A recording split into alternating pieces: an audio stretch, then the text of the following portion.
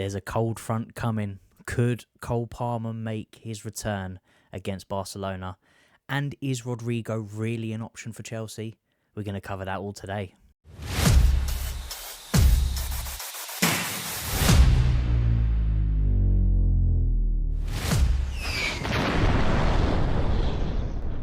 What is good, guys? Welcome back to Behind the Dugouts. And look, this week didn't start too well with injury news, if I'm going to be honest. We slapped up Wolves on the weekend 3-0, got us into the top four, sitting third. Things are looking much better. Pretty much straight after the game, Enzo Fernandez says, look, I'm not going on international duty. I'm still struggling with my knee. I get it. You know, he's one of those players like Caicedo and that have not been training every day due to these ongoing injury issues. And we can't even give the guys a break because we haven't got anyone else available. Or, especially in Caicedo's instance, we're needing them to come on to save us because we're having a poor showing. It's not great. And it slightly worries me that we could potentially be slipping down that injury rabbit hole again. Because not long after that, a day or so after that, Pedro Neto's pulled out of injury. He's not going on international duty. Again, another player that was injured last week, didn't travel for the Carabao game. Was surprised that he got as many minutes as he did against Wolves, because to be honest, he looked like he was struggling all game. Obviously, he got his goal, which I'm happy for, but he didn't look right. He looked like there was an issue, and clearly there must have been. So now he's not going on international duty, and he's going to have 2 weeks rest, which in hindsight is great, but we're still looking at those injuries going, how serious could they be? Are they going to be fit and ready? And then obviously we've also got the Lavia news. It's come out. It's going to be at least a month. Keyword, at least. Which means it could be a month or it could be more. And on Lavia's case, 9 times out of 10, it is more than initially thought. Now, if it is a month, that could mean he's back early part of December, which is very important because December is an incredibly tough month in terms of how many games are coming. It's quick, it's fast, like 2 or 3 days you're playing another game, and we need that midfield cover.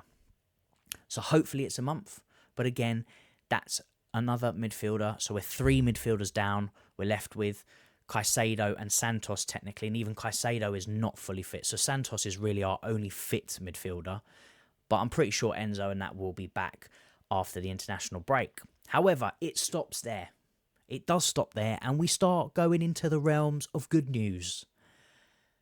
Cole Palmer, the cold man himself, is looking on course to make a return. And not only make a return, he's looking to be on the pitch against Barcelona. That's right. You heard that right. Apparently, he is close to returning to full team training. So he's on the grass, he's doing individual training, but he's on the precipice of making that full team return, which I'm expecting to be by the end of the weekend, if sources are led to be true, which is going to be massive for us. I don't expect him to play the Burnley game. Even if he's fit and available, I would rest him. We want him for Barcelona. He wants himself for Barcelona. The club want him for Barcelona. It's not every week that you're playing Barcelona, is it?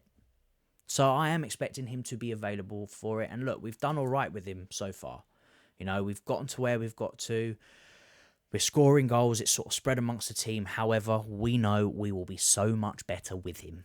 So hopefully he is going to make that return, and I'd love him to play against Barcelona. And let's put those Lamine Yamal people down and let Cole tear up that stage once again. But it doesn't stop there. A player that we've not really spoken about, apart from the little whisper that, of course, he's still injured. We're only going to see him at the end of next season. But we haven't really had much to go on in terms of how his recovery's going. Levi Colwill. Apparently, things are going well. I know, more good news. His recovery has not had any setbacks. He's training well. He's not been on crutches for at least a month now. So he's walking without the aid of anything to sort of shift the weight, which is great. He is doing a bit of training, obviously strength training, rehabilitation. That's natural as you're recovering from an injury. But he's had no setbacks, and he's still looking on course to make a return before the end of the season, which is a massive plus, not for us, but also for the player. And hopefully it maintains down that route.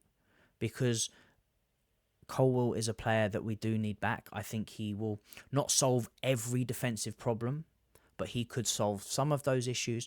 But it's also that thing in the back of your mind, what kind of player is going to return, what kind of level he's going to be at. Because trust me, there is going to be time that he's going to need to adapt and get used to football again after such a serious injury. But the good news is he's on course to make his return on schedule, which is the main thing. Another player, I know, another one who is looking to be back after the international break, Badiashile, another defender who has been injured twice this season actually, has made his recovery. He is in training. He's looking to make his return by Burnley, so straight after the international break. So though we started the week off in a little bit of dead news, something that we don't want to hear, are we slowly slipping back into that hole again? Are we going to get loads of injuries, and is it going to mess up our season even more? We're now hitting into the positive section where we've got players coming back, players that are having good recovery and on course to maintain their initial return date, and Cole Palmer could be back for Barcelona, which is the second game after the international break. So things are looking good in terms of the injury news.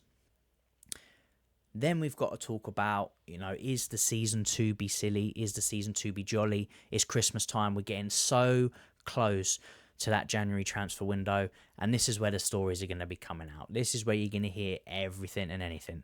Every player that was a slight whisper has now got concrete links, and they're having conversations every day, and this is going to be the player that we're signing in January. Trust me, you're going to hear it about everybody. And a player in particular that has not really gone away since the summer, where everybody was sniffing around, and a lot of the fan base, I myself as well, would have liked this player.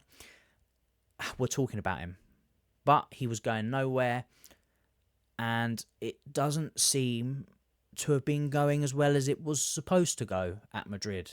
We all know who I'm talking about. Rodrygo. Yes, he's back. He is back on the names, and apparently there's been links. We've been talking, direct conversations. That's what was being mentioned, but it's since been squashed, unfortunately. Chelsea and Fabrizio confirming that, yes, it's a player that's admired by the football club and respected, but it's not a player that we've had any direct contacts with as of now. And I don't expect any contacts to be made with any players probably until December. And I would have thought, especially in January, a player of Rodrygo's caliber, of his price tag, of his experience, would be very unlikely to be brought in January, if I'm going to be totally honest. And I also don't think it's a player that we're particularly looking at, if I'm going to be totally honest. Rodrygo is a good player. He's definitely going to break the wage structure. He's definitely going to cost a lot of money. I think, what's he like, 24? So he's in the age bracket, which is, it's a plus. But do we have anything to fall back on to say that the club is going to be willing to go for these type of players? And you look at Fabrizio now as well. He's not the most credible in terms of what he used to be. He got quite a few things wrong in the summer. He got beaten quite often by David Ornstein on a lot of topics over the summer. So though he hasn't come out, and gone, oh yes, there's concrete links and things like that, he's come out and said, no, there's not. There's always a small chance. But for me, I just don't think it's going to happen. I wouldn't get too caught up in us going for a player of Rodrygo's caliber, especially being that he likes to play on the left-hand side. We've got two left wingers. We've also got Quenda coming in. So if we are going to bring in someone like a Rodrygo, we're going to have to shift off over somebody.